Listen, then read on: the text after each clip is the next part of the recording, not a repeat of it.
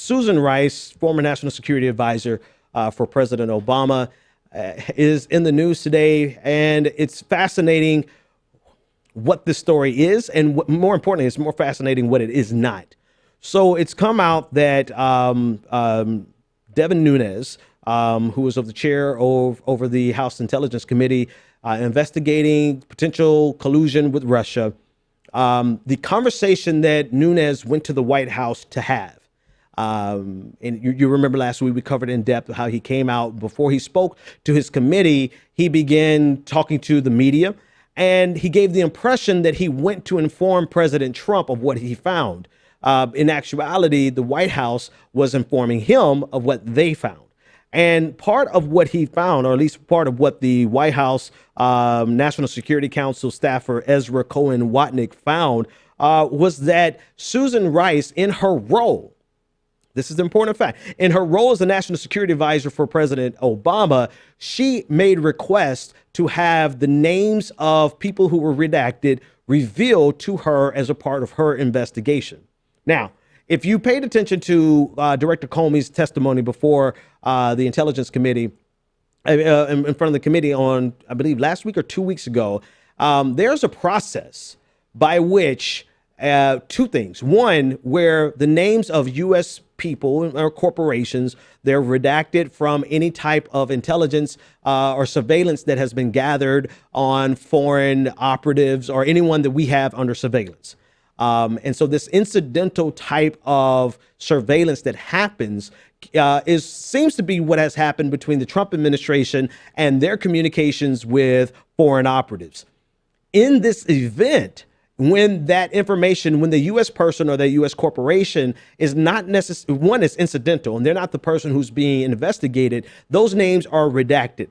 And after they have been redacted, if for the purposes of their investigation, someone in the hierarchy, the National Security Council, the National Security Agency, the FBI, or even the White House, if someone needs to know for the purposes of their investigation who this redacted name is, they can make a request and go through the process of having those names revealed. Susan Rice was one of the people who made a request, particularly in the cases with Donald Trump and Russia, or the Trump campaign and Russia. Now, as a result of this coming out by way of Ezra Cohen Watnick, and also by way of Breitbart has gotten involved with this, and some other guy, Cernovich or whatever the hell his name is.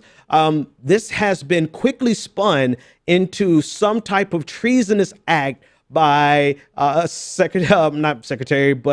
former National Security Advisor Susan Rice.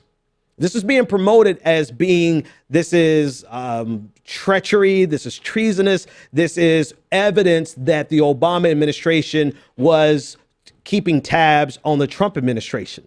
But what's conveniently left out of this conversation is the fact that as a part of her role as a national security advisor, this is what she would do if she's carrying out an investigation into possible collusion with the Russians. Now, you can take the collusion with the Russian part and let that send you off on a tangent, or that could make you upset, whatever the case may be. Most of us agree that at a minimum, there should be an investigation. And if there is an investigation, at some level, people are going to have to take this incidental surveillance and ask for those names to be revealed. Unmasked is actually the phrase that we use, that they've been using.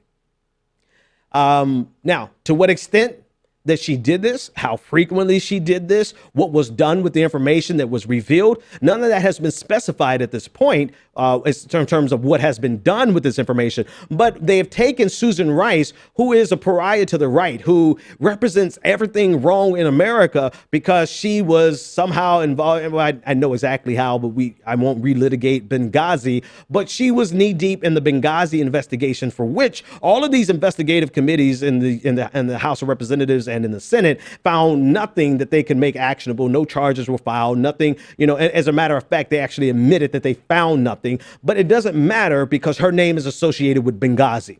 Because Susan Rice's name is associated with Benghazi, there's an immediate jump from her doing her job, potentially just doing her job, because nobody, first of all, no one is even saying that this is a part of her job. None of the people who are promoting this as though she's some type of villainous creature who has had it out for the Trump administration, none of them have even conceded that this, if anybody could ask for this information to be unmasked, it would be the National Security Advisor.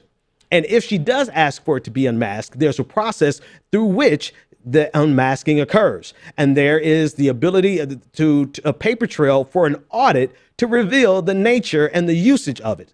But instead of discussing it from that perspective, she became the focal point of the right in America, saying that this is proof that Donald Trump was right when he said not the Obama administration, but the President Obama tapped his wires. Well, no, this is not proof of that.